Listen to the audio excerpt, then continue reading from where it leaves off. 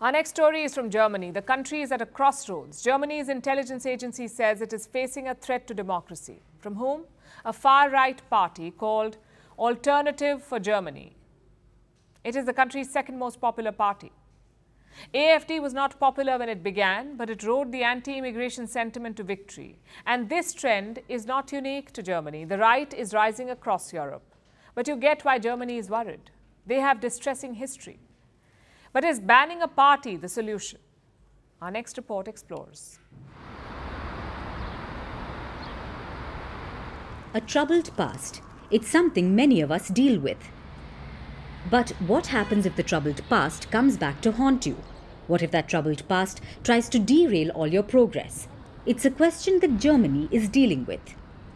Since World War II, the country has had one goal: to rebuild its image. But over 70 years later, Germany is at a crossroad. The rise of the far right and a party called Alternative for Germany. Last week, Germany's domestic intelligence agency raised an alarm. It took the dramatic step of classifying the party's Saxony state branch as a threat to democracy. This is usually a first step. The next would be to ban it by calling it unconstitutional. Has Germany done this before? Yes, but those were fringe neo-Nazi parties. This is the country's second most popular party. In eastern Germany, AfD now leads in polls at around 28%. Nationally, it's at 21%, polling higher than most parties in the governing coalition. AfD was founded nearly a decade ago. It was by a bunch of Eurosceptics. They were concerned about German-backed EU bailouts. But it was the 2015 migrant crisis that gave them a boost.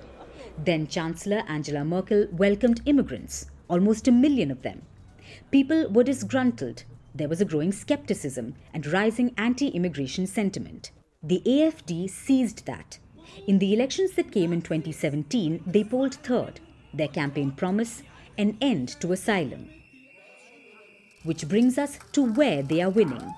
Even years after the Berlin Wall fell, Eastern Germany remains poorer and less developed than the West, which is why AfD's initial rise was ignored by the German establishment.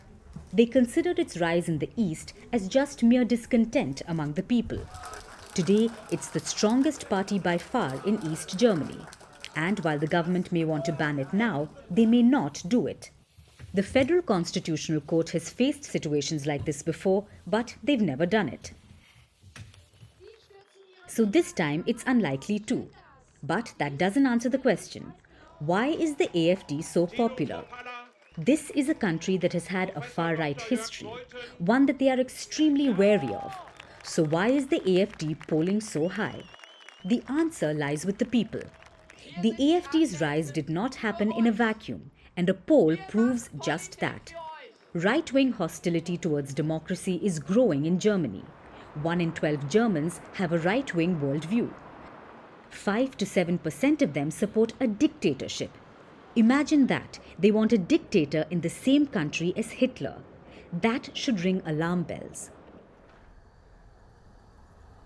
But at the end of the day, it's also a failure of the establishment. Failed policies and poor leadership has gotten Germany here. A right-wing party in the Bundestag for the first time since World War II. Germany can threaten to ban it, but what will it do about its support? How will a ban solve that? In fact, it could have the opposite effect. It could further convince them that the far right is a challenge to the establishment. It's a slippery slope. With a ban, AfD could gain more backers. Instead, Germany, the land from where Hitler began his rule, must convince its people that democracy is the only way to go.